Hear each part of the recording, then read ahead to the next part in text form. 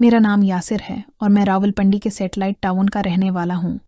मेरी जिंदगी का धारा तो बिलोमूम पुरस्कून ही बहता था, मगर दोस्तों की महफिलें, हंसी मजाक के वो शौरीले लम्हे और पुरानी शरारतों की यादें ही थीं जो जिंदगी के तारुपूद में रंग भरती रहीं।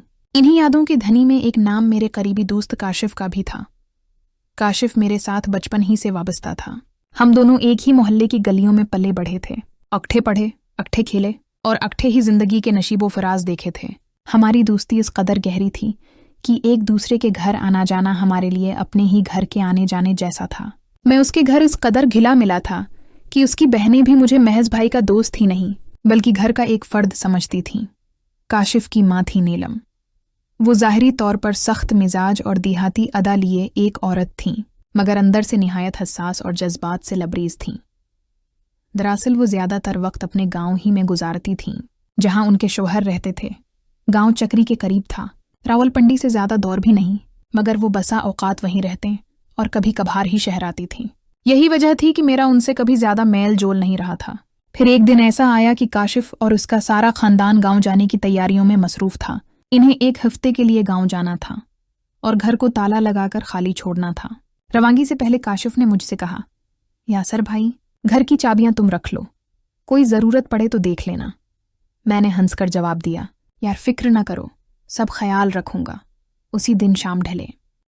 अचानक मेरे फ़ोन पर एक अनजान नंबर से कॉल आई।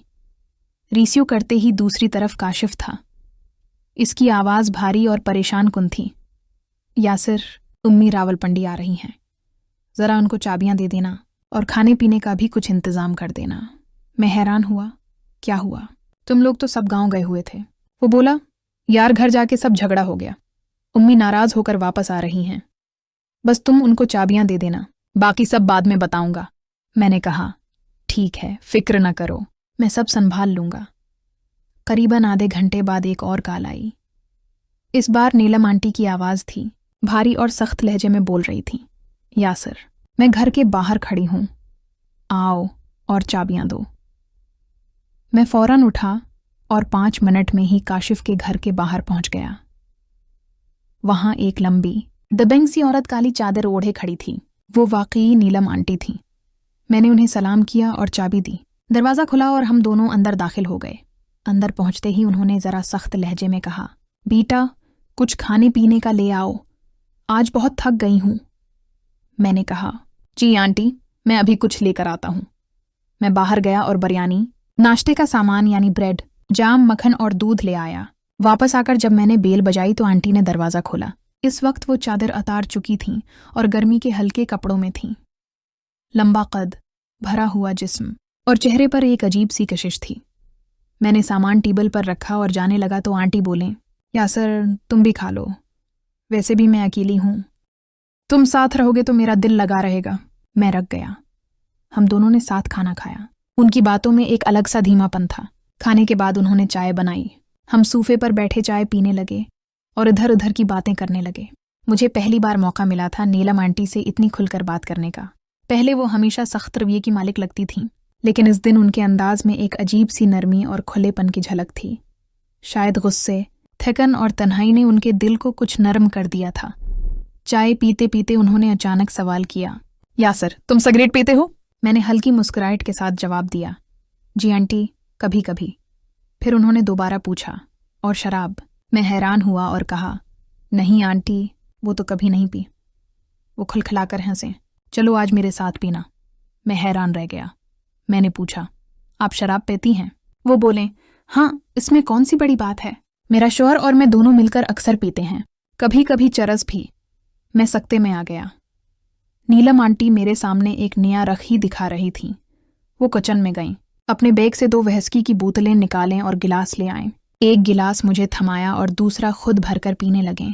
पहले मैंने हचकचाहट की, लेकिन फिर उनके इसरार पर थोड़ा सा पी लिया। आंटी का अंदाज बहुत प्राइतमाद था। वो मुसलसल व्हिस्की के घूंट भरती जा रही थीं और मुझसे भी कहती, ड्रू मत, पी लो, कुछ नहीं होता। हम दोनों ने काफ़ी देर बातें की। उन्होंने दिल के जख्म खोलने शुरू कर दिए।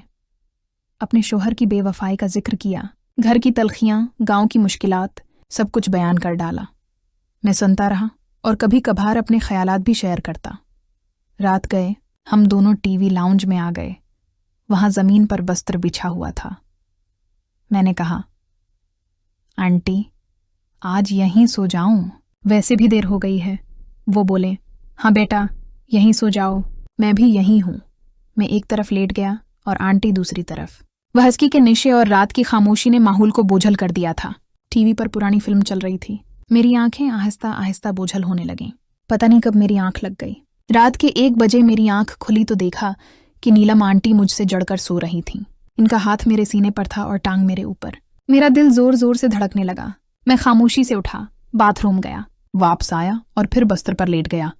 लेकिन इस बार आंटी और भी करीब हो गईं। उनका लम्स और करबत मेरी नींद उड़ा रही थी। मैं समझ नहीं पा रहा था कि ये सब इत्तेफाक है या फिर कोई इशारा। मैंने पहली बार उनको इस जाविये से देखा। एक बावकार, दबंग औरत जो बज़ाहिर सख्त मिजाज है लेकिन अंदर से अकेली, जख्मी और जज्बात से ढाल, निशे में डूबी हुई। लेकिन फिर भी प्रक्षिश आंटी के लम्स ने मेरे दिल में हलचल मचाई हुई थी। मेरा खौफ आहिस्ता आहिस्ता कम हो रहा था और हौसला बढ़ रहा था। लेकिन फिर भी दिल के एक कोने में डर छिपा हुआ था। रात की खामोशी में सब कुछ बदल रहा था। रात की खामोशी ने जैसे सब आवाजें निगल ली थीं। नीलम आंटी मेरे और भी करीब हो गई थीं। इनका हाथ कभी मेरे सीने पर टकता तो कभी आहिस्ता आहिस्ता हरकत करता। मेरी सांसें तेज हो रही थीं। मैंने आंखें बंद कर रखी थीं, मगर दिल जाग रहा था। आंटी की टांग मेरे ऊपर थी और वो पूरी तरह बेखबर लग रही थीं, लेकिन उनके लम्स में एक अनजानी हरारत थी। मेरा दिल कह रहा था, ये सब हादसाती नहीं, वो जानबूझकर ऐसा कर रही हैं।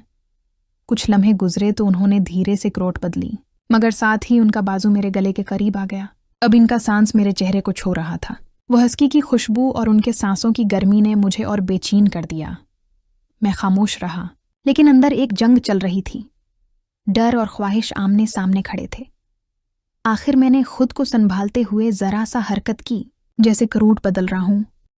लेकिन आंटी और भी करीब हो गईं। उन्होंने मध्यम आवाज में कहा, यासर, तुम सो गए हो। मैं चौंक गया, सोचा शायद वो जाग रही हैं।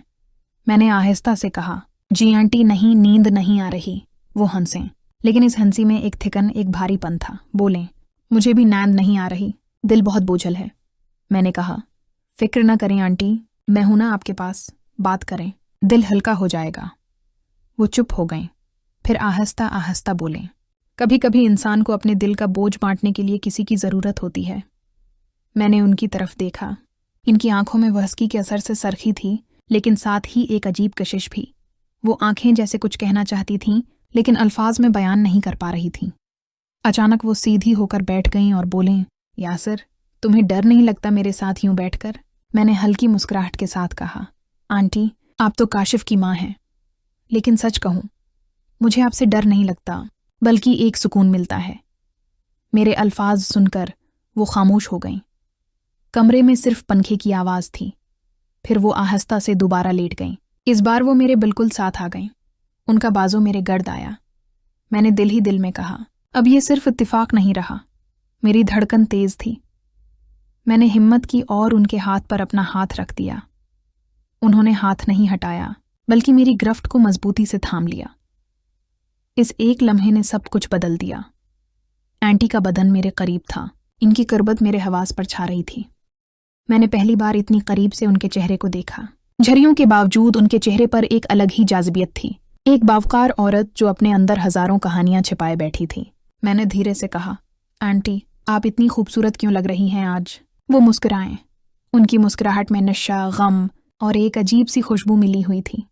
बोलें, यासर, ये सब बातें छोड़ो, मुझे बस तुमसे बात करके दिल हल्का लग रहा है। वक्त गुजरता गया, हमारी बातों का सिलसिला थम ना सका। कभी वो अपने गांव के किस्से सुनाते, कभी अपने शौहर की बेवफाई की बातें, कभी अपनी तन्हाई के गले शिकवे। मैं सुनता रहा और उनकी आंखों में छिपी खाली जगह को महसूस करता रहा। निशे और तन्हाई के इम्तिजाज ने उनके लहजे को नर्म कर दिया था। वो सख्त गैर औरत जो हमेशा सबको डांटती थी, आज एक कमजोर और जज्बाती औरत की तरह लग रही थी। कुछ देर बाद उन्होंने आहिस्ता से मेरा हाथ पकड़ा और बोले, यासर, तुम्हारी बातों में एक अजीब सुकून है। तुमसे दिल की बातें करके मुझे अच्छा लग रहा है। मैंने उनके हाथ को थाम कर कहा, आंटी, आपको अकेलापन खा रहा है, लेकिन आप अकेली नहीं हैं, मैं हूं। ये अल्फाज सुनते ही उनकी आंखों में नमी आ गई। वो लम्हा मेरे लिए बहुत गहरा था। मैंने महसूस किया कि उनके दिल में बरसों का बोझ था, जो आज पहली बार हल्का हो रहा था। आंटी ने आहिस्ता से सर मेरे कंधे पर रख दिया। मैं खामोश हो गया। उनका सिर, इनका लम्स, उनकी करबत, ये सब मेरे अंदर एक तूफान बर्पा कर रहे थे। मेरी सांसें रख रख कर चल रही थीं। आंटी की खुशबू मेरे दिलो दिमाग को बेकाबू कर रही थी। मैं कुछ कहना चाहता था, लेकिन अल्फाज खत्म हो गए थे। वक्त ठहर सा गया था। हम दोनों एक दूसरे की ओर करीब आ गए। अब हमारे बीच कोई फासला नहीं रहा था। इस लम्हे मैंने सोचा कि शायद यही वो मोड़ है जहां सब बदलने वाला है। लेकिन यह भी सच था कि अभी सब कुछ आगाज पर था। आंटी ने सर उठाया, मेरी आंखों में देखा और धीरे से कहा, यासर, तुम्हें पता है, जिंदगी कभी कभी अजीब फैसले करवाती है। मैंने सिर्फ उनकी आंखों में देखा और कहा, शायद यही वो फैसला है। आंटी। कमरे में खामोशी छा गई। पंखे की हल्की हुआ और बाहर की खामोशी रात को गवाह थी कि हम दोनों एक ऐसे सफर पर कदम रखने जा रहे थे जिससे वापसी आसान न थी। नीलम आंटी की आंखों में वो चमक अब भी मौजूद थी जो वहस्की और तन्हाई के मिले जले उस रात से पैदा हुई थी। उनका चेहरा मेरे करीब था और मेरे दिल की धड़कन तेज। मुझे ऐसा लगा जैसे वो मुझे परख रही हूं, जांच रही हूं कि मैं कहां तक उनके साथ चल सकता हूं। कमरे की खामोशी में अचानक उन्होंने मेरा हाथ जोर से थाम लिया। इनकी अंगुलियों की सख्ती और लर्जिश ने मेरे जिस्म में एक लहर दौड़ा दी। मैंने कुछ कहने की कोशिश की, लेकिन अल्फाज हल्क ही में उटक गए। आंटी ने धीरे से कहा, यासर, तुम्हें लगता है मैं बड़ी औरत हूं? मैं चौंका। उनके लहजे में खौफ भी था और एक अजीब सा एतमाद भी। मैंने उनकी आंखों में